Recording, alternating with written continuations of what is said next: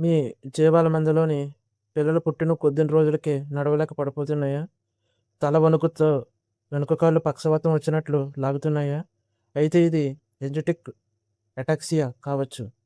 దీనినే మన ప్రాంతాల్లో కాపరు లోపం అని కూడా పిలుస్తారు.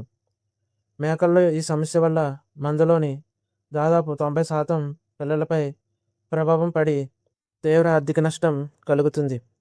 ఈరోజు ఈ వ్యాధి లక్షణాలు, ట్రీట్మెంటు మరియు నివారణ మార్గాలు తెలుసుకుందాం. ఈ వ్యాధి లక్షణాలు: మేకపిల్లలు సరిగ్గా నిలబడలేవు, నడిచేటప్పుడు ఊగుతూ కింద పడిపోతాయి, తల మరియు కండరాలు వణకడం ప్రారంభమవుతుంది, వెనుక కాలు పూర్తిగా పడిపోయి పడుకున్న చోట నుండి లేవలేవు, కంటి పొరలు తెల్లబడడం, రక్తహీనత ఉండి పిల్లలు బలహీనంగా ఉంటాయి, ఎదుగుదల తగ్గిపోవడం కూడా చూస్తాం. ఈ వ్యాధి లక్షణాలు కనబడిన వెంటనే వెటనరీ డాక్టర్ని సంప్రదించి క్రింద ట్రీట్మెంట్ అందించాలి. కాపర్ సల్ఫేట్ డాక్టర్ సలహా మేరకు శరీర బరువును బట్టి నోటి ద్వారా కాపర్ సల్ఫేట్ మందును అందించాలి.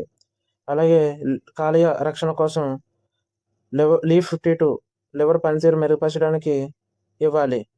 అలాగే రక్తం పట్టే మందులు రక్తహీనత తగ్గించడానికి హిమటానిక్ సిరప్లు అందించాలి.